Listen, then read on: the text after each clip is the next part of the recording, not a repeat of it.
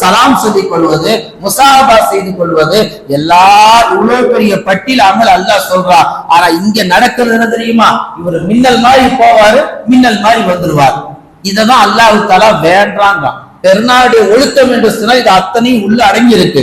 பெருமானார் காலத்துல 2 பெருநாட்களுடைய நாட்கள்ல பெருமானார் ஸல்லல்லாஹு அலைஹி வஸல்லம் பெருநாள் தொழுது விட்டு வீரமான விளையாட்டுகளை சஹாபாக்களுக்கு மத்தியில உட்படுத்தினாங்க. வீரமான விளையாட்டு, கபடி விளையாடுறது, காளமாடு அடக்கிறது, ஒருத்தருக்கு ஒருத்தர் குஸ்தி விளையாட்டு போடுவது, இப்படி வீரமான விளையாட்டுகள் இன்னைக்கு பெருநாள் தினத்துல நடக்குது. குடும்பத்தோட குர்பானி கொடுக்குறாங்க, குடும்பத்தோட நோன்பு வைக்கிறாங்க, குடும்பத்தோட எல்லா அமலும் செய்யறாங்க. ஆனா சாயங்காலம் மாலை பொழுது சூரியன் சாயும் பொழுது எல்லா அமலையும் சுருட்டி கொண்டு போய் தியேட்டர்ல போட்டுறாங்க. இல்ல ஏதாவது பீச் பார்க்கல, இல்ல ஏதாவது நேரங்கள் வீணாக கழிக்கக்கூடிய இடங்களை கொண்டு போய் மொத்தமா போட்டுட்டு எம்டியா வந்துடுறாங்க. கண்ணிமிக்க அல்லாஹ் நல்லடியார்களே, இந்த தவறுகளை எல்லாம் முஸ்லிம் உம்மத்து திருத்திக் கொள்ள வேண்டும். பெருநாளுடைய 2 சிறப்பு நாட்களில் பெருமானார் சொன்னார்கள், ஈதுல் ஃபித்ருக்கு உணவு அருந்திட்டு போங்க, ஈதுல் அல்ஹாவுக்கு உணவு அருந்தாம போங்க. இதுல கூட வாலிபர்கள் எனக்கு பசிக்குது, எனக்கு தான் தெரியும், அது என்ன அருந்திட்டு போறது அருந்தாம போறது சொல்லி வாலிபர்கள் ஒரு ஈதுல் அல்ஹாவில பசியோடு வர வேண்டும் என்று சொன்ன அந்த அடிப்படை சின்ன சட்டத்தை கூட இந்த உம்மத்தில குஸ்தி வீரர்களாக முரட்டு சிங்கிள் என்று மாறு கட்டி கொள்ளக்கூடிய வாலிபர்கள் சாப்பிடாம கூட வர்றது கிடையாது. அதே போல இறுதியாக ஒரு செய்தி, பெருநாளுடைய தொழுகை ஏன் தெரியுமா இவ்வளவு சிறப்பித்து சொல்லப்படுது? அந்த ஒரு பெருநாளுடைய தொழுகை ஒரு வாட்டி தான், 2 வாட்டி நடக்காது.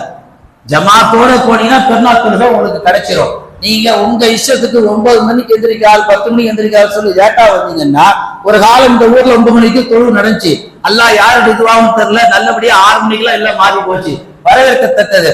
ஆனா லேட்டா எந்திரிக்கிறவங்க லேட்டா வந்தாங்கன்னா ஒருத்தருக்கு 1 ரக்காயத்து போயிடுச்சு. பெருநாள் 2 ரக்காயத்து இல்ல, ஒருத்தருக்கு 1 ரக்காயத்து போயிடுச்சு. இப்ப இவர் அங்க வந்து நின்ற உடனே 2ஆவது ரக்காயத்தை தொழுதுருவார்.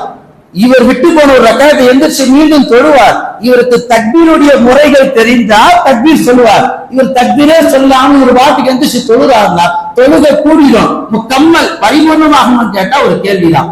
சில பேருக்கு தொழுகையே போயிடுச்சு, திரும்ப தொழுகையே கிடையாது, இதோட அடுத்த வருஷம் அவர் அந்த திடலுக்கு வரணும்.